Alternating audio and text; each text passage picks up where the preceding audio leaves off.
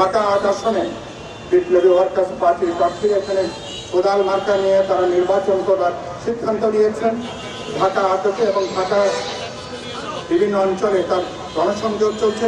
দেশব্যাপী বিপ্লবী workers party যে কোদাল মার্কা নিয়ে আমাদের নেতা কর্মীরা তারা কাজ করছেন, গণসংযোগ করছেন এবং আশা করি আগামী কয়েকদিনের মধ্যে আমরা নির্বাচনের ব্যাপারে বিপ্লবী ওয়ার্কার্স পার্টি যে কোদাল মার্কা, সেই কোদাল মার্কা নিয়ে আমরা আমাদের চূড়ান্ত প্রার্থীরা আমরা ঘোষণা করতে পারবো। আমরা বলেছি, শুধু একটা কথা বলে শেষ করব, নির্বাচন কমিশন তারা আজকে প্রতীক নিয়ে তারা যে তৎপরতা হয়েছে, আমরা মনে করি নিবন্ধিত দলগুলো নিজস্ব মার্কাতে নির্বাচন করা উচিত, কোনো সন্দেহ নেই।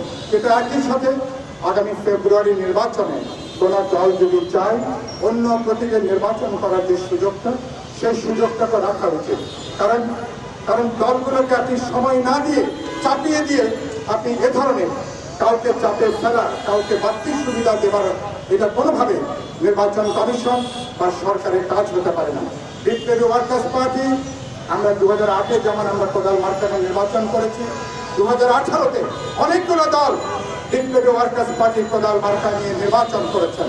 ঢাকা 12-তে সেখানেও জুনায়েদ সাকিব বিপ্লবী ওয়ার্কার্স পার্টি কোদাল মার্কা নিয়ে ঢাকা 12-তে সেখানে তিনি নির্বাচন করেছিলেন সাবেক স্বরাষ্ট্রমন্ত্রী আসাদুজ্জামান সাহেবের বিরুদ্ধে। ফলে আমরা কোদাল মার্কা ইতিমধ্যে দেশব্যাপী তার যে পরিচিতি, তার যে জনপ্রিয়তা, আমরা তার উপরে নির্ভর করে বিপ্লবী ওয়ার্কার্স পার্টি আমরা ঢাকা 8, 12 বলি বা অথবা দেশব্যাপী যেখানে যেখানে বিপ্লবী ওয়ার্কার্স পার্টি নেতারা, সংগঠকেরা আছেন, তারা তাদের নিজস্ব প্রতীক, যে কোদাল সভ্যতার প্রতীক, সভ্যতা নির্মাণের প্রতীক, শ্রমজীবী মানুষের প্রতীক। এবং সর্বশেষ গত 53-54 বছর আমাদের শাসকরা যে পরিমাণে আবর্জনা জমিয়েছে, কোদাল মার্কা দিয়ে পরিষ্কার করা ছাড়া এটাকে দূর করা যাবে না। সেই প্রতীক নিয়ে বিপ্লবী ওয়ার্কার্স পার্টি কাজ করবে। আশা করি আপনারা আমাদের সাথে থাকবেন। বরাবরই হাসিনার গত 15-16 বছরে সবচেয়ে বিপদের দিনে, অমানুষের দিনে আপনারা আমাদের পাশে ছিলেন।